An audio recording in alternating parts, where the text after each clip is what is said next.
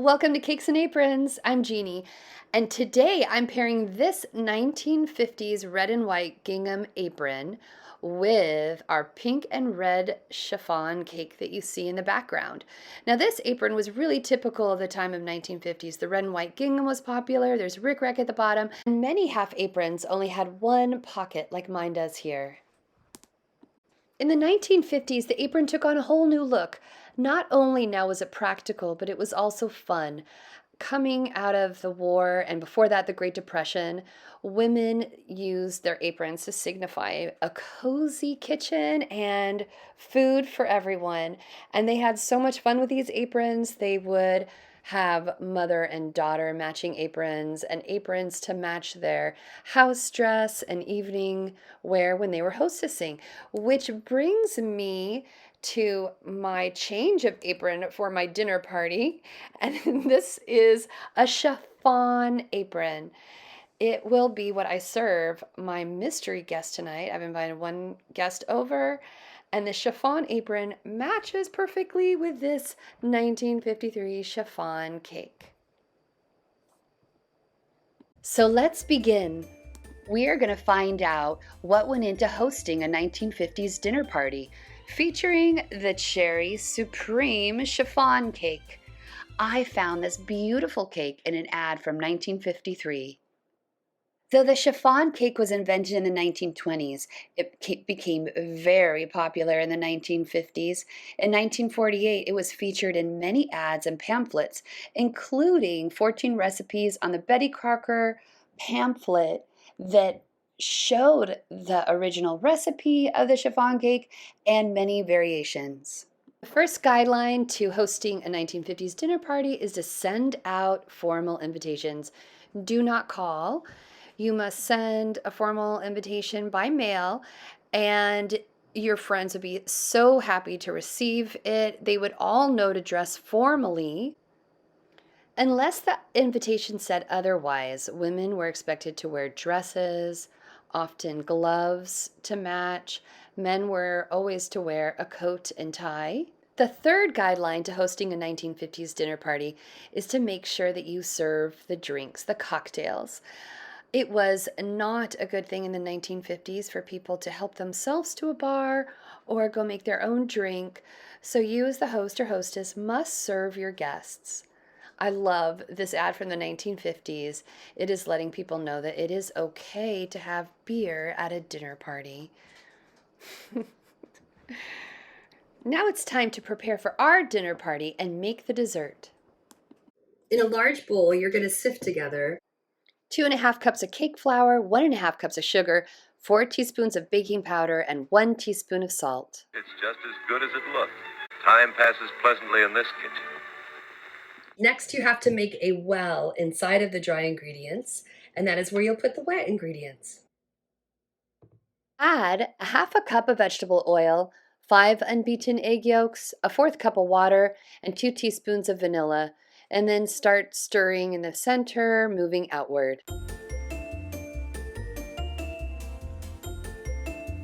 Next, you're going to add a cup of egg whites.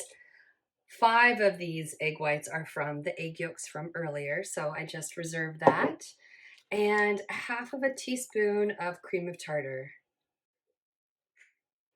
And then you mix it really well until stiff peaks form. How different this is from the old-fashioned get-or-miss kitchen, with no arrangement, when youth lingers years longer, when electricity takes over the tough jobs of housekeeping and there is relief, time for recreation.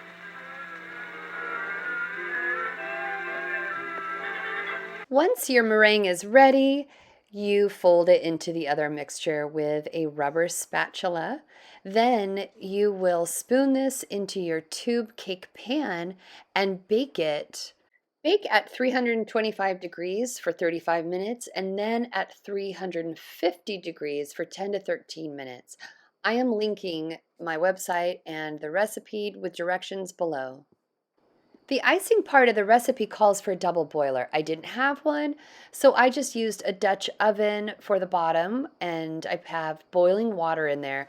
On the top is a smaller bowl, a pot that fits pretty nicely, and I put in my 3 egg whites, 2.5 cups of sugar, 1/4 teaspoon of salt, 1/2 teaspoon of cream of tartar, and 1/2 cup of water. And then you have to mix it.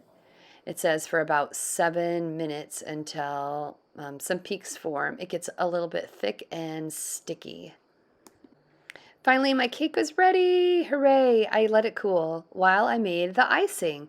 So the icing you have to put into 3 different portions. And the recipe called for 10 drops of red dye. You can see I used a lot more than that, probably half of this little tiny vessel of red food coloring. Then you have to mix part of this, 2/3 of it, with maraschino cherries chopped up. And then you can see me here mixing up another portion with the nuts. So the cherries and the nuts go in the middle between the 4 different layers.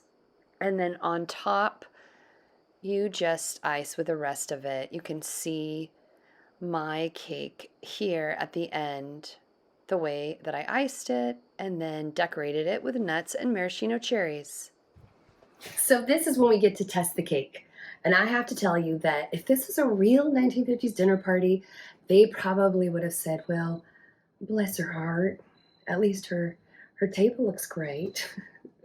If this had been my first time making a chiffon cake at a dinner party, then I probably would have opted for serving just another round of drinks before I served the cake. I don't think I nailed it, but I think that the chiffon cake is a little bit trickier than I thought it was.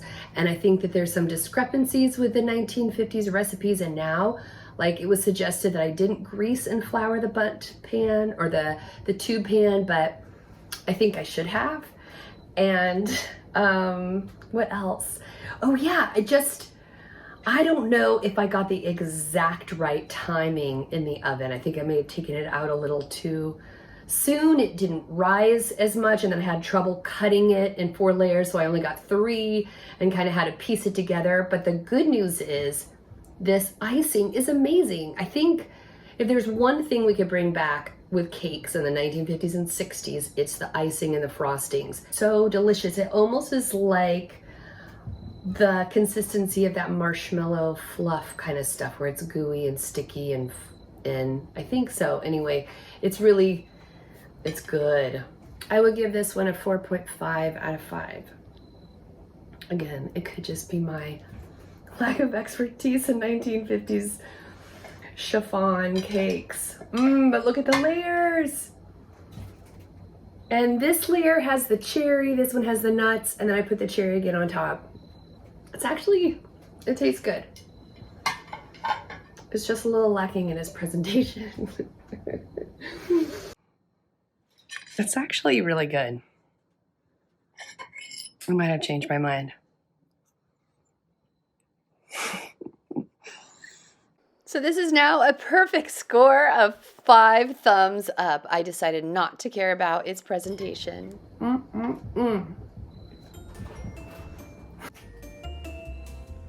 So it's almost midnight and our guest should be here any moment now. Oh, you're here. All right, well, it's Count Dracula, everyone. I thought maybe you'd like this cake with a little pop of red in it. All right, so why don't you give it a shot?